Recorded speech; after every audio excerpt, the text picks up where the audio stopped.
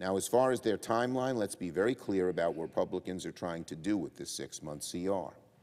They're trying to lay the groundwork for Project 2025 in hopes they get favorable result in the election. That's why the right wing is pushing this. It's not just, that they don't like government funding. They have this horrible document, Project 2025, which would turn America inside out. I believe it would create huge economic, social, all kinds of problems of protecting freedom. But that's what they want to do. That's their goal. Why Speaker Johnson goes along with it is beyond me. But by trying to set up a funding fight in March, Republicans, right-wing Republicans, hope for the chance to hold government funding hostage in exchange for some of the nastiest, most harmful policies that Donald Trump promises in his Project 2025. Let there be no mistake. Project 2025 is the Trump agenda. Some of his top advisors helped put it together. Some of the lead people on this are talked about for high-up positions in a Trump administration, should God forbid it occur. Over 140 people who work in the Trump administration contributed to it, who have worked in the Trump administration contribute to it. To call the ideas in Trump's Project 2025 radical would be an understatement. Project 2025 would pave the way for the hard right's national abortion ban by restricting access to FDA-approved medication.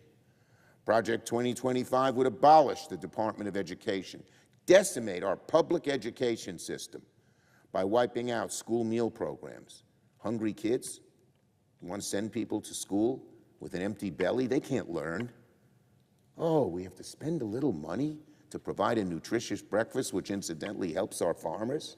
Isn't that horrible, says the right wing. They'd rather their billionaires who help fund all of this stuff pay even less money to the government.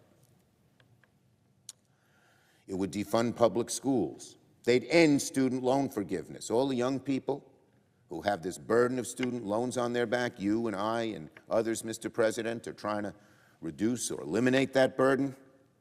Forget it if this right-wing budget goes into effect. Project 2025 would make health care less affordable for tens of millions of Americans. It would rip away benefits from our veterans. It would attack small farmers and small businesses and so much more. The list goes on and on and on, unfortunately. These ideas aren't theoretical. No. They're not abstract ideas up in the clouds. They're real proposals that the hard right intends to push if they come into power. They are so narrow and so focused on their own agenda. As I said, in large part over the years, funded by billionaires, greedy. Not all wealthy people are greedy. Many of them understand their obligation to help the country that's been so good to them. But they're a narrow group, very greedy.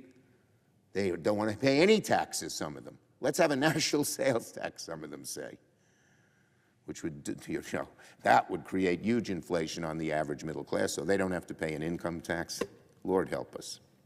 And Republicans right now are hoping that a funding fight early next year would turn into a hostage negotiation between keeping the government open and passing Project 2025's terrible policies.